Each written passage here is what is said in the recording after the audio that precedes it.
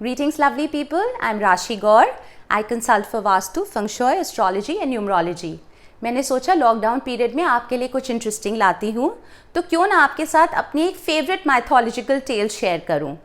तो मुझे एक कथा बहुत अच्छी लगती है और इसके बारे में मैं अक्सर पढ़ती हूँ और हर बार पढ़ती हूँ तो कुछ एक नया सीखने को मिलता है। पूरी कथा नहीं शेयर करूँगी, आधी करूँगी। The reason why I am sharing this tale with you is क्योंकि कहीं ना कहीं इसका जो रिलेशन है वो हमारे वास्तुशास्त्र से भी है, क्योंकि हम काफ़ी चीज़ें जो अपने वास्तुशास्त्र में इस्तेमाल करते हैं भूमि पूजन के दौरान या घर में अच्छे एनर्जीज लाने के लिए, तो कहीं ना कहीं आप ये you will find the basis of these remedies in this beautiful कथा। तो ये कथा कहलाती है समुद्र मंथन और ये वहाँ से शुरू होती है जब इंद्रलोक में इंद्रदेव देवताओं के राजा थे। वहाँ पे ऋषि दुर्वासा आते हैं उनसे कुछ डिस्कस करने, और इंद्रदेव इतने खोए हुए थे अपने धन दौलत और ऐशो आराम में कि कहीं ना कहीं जाने अनजाने उन्होंने ऋषि दुर्वासा का तिरस्कार किया। इस बात से नाराज़ हो कि उन्होंने उनको श्राप दिया कि जिस धन दौलत में तुम इतने खोए हुए हो वो धन दौलत ही नहीं रहेगी तुम्हारे पास। ऐसा ही हुआ, जो लक्ष्मी माँ थी वो वहाँ से गायब हो गई, पूरे संसार से गायब हो गई। जैसे ही लक्ष्मी माँ गायब हुई तो पूरा संसार बिखरने सा लगा। अब इंद्रदेव को अपनी गलती का एहसास हुआ, वो गए ऋषि दुर्वासा के पास, तो उन्होंने कहा इसका हल तो तुम्हें विष्णु जी से मिलेगा। विष्णु जी ने कहा कि अगर वापस लक्ष्मी को लाना है तो हमें समुद्र मंथन करना पड़ेगा क्षीर सागर में।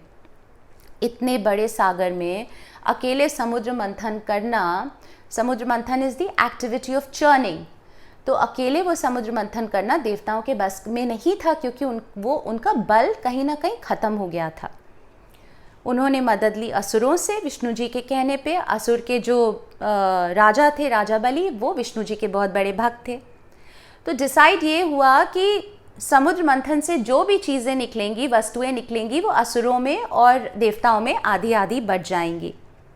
बीच में पर्वत था, उस पर्वत के चारों तरफ वासुकी नाग खुद बंधे और उनको रस्सी की तरह प्रयोग किया गया।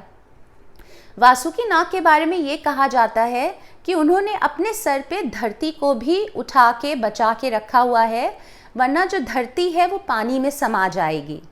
इसीलिए जब हम भूमि पूजन करते हैं तो नींव डालने के पहले हम स्थापित करते हैं नाग की नाग देवता को हम स्थापित करते हैं भूमि पूजन के दौरान। वो इसलिए कि वो हमारे घर को बरकरार करके रखे, उससे डूबने ना दे। फिर उसके बाद जब समुद्र मंथन शुरू हुआ तो सबसे पहले तो उसमें से निकले विष।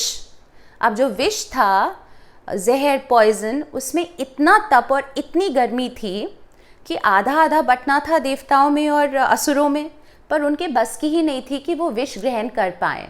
अब उस विष के तप से पूरा संसार जल के भस्म होने वाला था।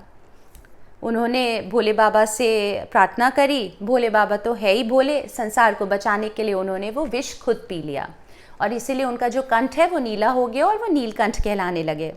एक धारणा ये है कि उनके विष को पार्वती माँ ने उनके कंठ में ही रोक दिया कि वो पूरे शरीर में ना फैले। दूसरी धारणा ये है कि उन्होंने खुद उस विष को अपने कंठ में इसलिए रोका क्योंकि उनके हृदय में बसते थे विष्णु जी और उनके मन में बसते थे ब्रह्मा जी, और वो किसी और को तकलीफ़ नहीं देना चाहते थे। उन्होंने इस संसार की सारी तकलीफ़ अपने ऊपर ले ली और उसके बाद भी वो मुस्कुराते रहे। शायद यही वजह है कि वो जाके कैलाश पर्वत की चोटी पे बैठे, क्योंकि वो जगह ठंडी थी और उनको वहाँ पे ठंडक महसूस हुई, क्योंकि विष का तप बहुत ज़्यादा तेज़ था। इससे हमें ये भी समझ में आता है, जब हम असुरों और देवताओं की बात करते हैं कि वो साथ में आए, कभी भी कोई समस्या हो और पूरा संसार एक साथ मिलके उसके लिए फ़ाइट करे तो हल तो मिलता ही है। और कहीं ना कहीं अगर आप अपने बारे में ना सोच के थोड़ा सा दूसरों के बारे में सोचे, just think a little beyond your self.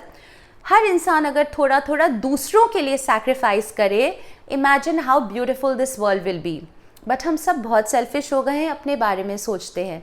The time right now, जिस वक्त से हम गुजर रहे हैं, I think it's very important to realise कि हमें दूसरों के लिए भी करना चाहिए, हमें दूसरों की मदद के लिए तात्पर्य रहना चाहिए। जैसे कि वो जो कछुआ था, जो पर्वत का भार उसने अपने पीठ पे संभाल के रखा था समुद्र मंथन के दौरान, वो जो कछुआ था वो एक्चुअली विष्णु जी के अवतार थे। इसलिए कछुए को एक बहुत अच्छा सिंबल, एक बहुत पॉजिटिव सिंबल माना जाता है घर में रखने के लिए, क्योंकि वो स्ट्रेंथ जताता है। जब आप कछुए को अपने घर में रखते हैं, टॉर्टॉइस के सिंबल को, तो आपके लाइफ में भी स्ट्रेंथ आती है। You become stronger and you are somewhere getting the blessings of lord Vishnu. आगे बढ़ते हैं। फिर उसके बाद विष तो पी लिया इन्होंने। जो और वस्तुएं निकली, 14 वस्तुएं निकली थी समुद्र मंथन के दौरान, वो 3 एस्पेक्ट्स को लाइफ के दर्शाती हैं। एक तो है धर्म, दूसरा है अर्थ, और तीसरा है काम। धर्म, अर्थ और काम का क्या मीनिंग है? Dharma means the spiritual side of you, the good side, the godliness in you. Karma is the hard work that you do, the परिश्रम दैट यू डू, कि आप एक भौतिक जिंदगी को अपने इंजॉय कर सकते हैं। एंड थर्ड इज काम। काम is the pleasures of life. So essentially what this means is कि अगर हम अपने घर में, अपने लाइफ में तीनों चीज़ों का बैलेंस अच्छे से बना के रखेंगे तो हमारी लाइफ एक अच्छी ज़िंदगी कहलाएगी। तो तीनों चीज़ें ज़रूरी हैं। Godliness is as important, being spiritual is as important, bringing out your good side is as important, परिश्रम करना भी उतना ही ज़रूरी है और प्लेजर भी उतना ही ज़रूरी है। इसी से ज़िंदगी की साइकिल आगे भी बढ़ती है। Let's proceed now. जो चीज़ें उसमें से निकली, उनमें से काफ़ी चीज़ें वास्तुशास्त्र में रेमेडी के तौर में इस्तेमाल होती हैं। जैसे कामधेनु गाय निकली, तो कामधेनु गाय एक्चुअली इच्छा पूर्ति वाली गाय कहलाई, वो सबकी इच्छा पूर्ति करती थी। इसीलिए गाय को हिंदुइज्म में माँ का दर्जा दिया जाता है। उसमें से चंद्रमा भी निकले, वो शीतलता का प्रतीक है। तो जो चंद्रमा थे वो शिव जी ने अपने मस्तक में लगा दिया, क्योंकि कहीं ना कहीं उनको भी शीतलता महसूस हुई। जिन लोगों का मन बहुत ज़्यादा परेशान रहता है, वो अगर चंद्रमा का बीज मंत्र बोले, फुल मून में मेडिटेट करे, ओम नमः शिवाय का रोज़ पाठ करे, तो ऐसे लोगों को मन में एक शीतलता आती है। उनके मन में जो क्योस रहता है वो दूर होता है, क्योंकि चंद्रमा हमारे मन का कारक है और वो शिव जी के मस्तक में ही बैठे हैं। So this is another thing that we learn from here. फिर निकले मणि, जो बहुत ही बहुमूल्य मणि थी, जिसको विष्णु जी ने लिया। विष्णु जी पालन करता है। जो विष्णु जी की सेवा करते हैं उनको बहुमूल्य धन, एक अच्छा जीवन मिलता है। शायद यही वजह है कि लाखों की तादाद में लोग बालाजी जाते हैं, क्योंकि वो भी विष्णु जी का रूप है। तो जो लोग विष्णु जी को पूजते हैं और अच्छे से पूजते हैं, उनके लाइफ में कभी धन दौलत की कमी नहीं होती। जब लक्ष्मी जी निकली समुद्र मंथन से, तो लक्ष्मी जी भी विष्णु जी के साथ हो ली। तो जो विष्णु जी की आराधना करते हैं वो खुद ब खुद लक्ष्मी जी को भी प्रसन्न कर देते हैं। फिर उसके बाद 13 नंबर पे निकले धनवंतरी जी, और धनवंतरी जी ने अपने हाथ में एक कलश पकड़ा हुआ था, जो कि अमृत का कलश था। अब ये जो अमृत का कलश था, दैट डिनोट्स कि भाई अमृत तो मेडिसिन जैसा है ना, कि आप अमृत पी के अमर हो गए। तो Dhanvantari ji became the god of medicine. Ayurveda कहते हैं वहीं से शुरू हुआ, क्योंकि आयुर्वेदा से रिलेटेड काफ़ी पेड़ पौधे उसके बाद माउंटेन्स में पाए जाने लगे।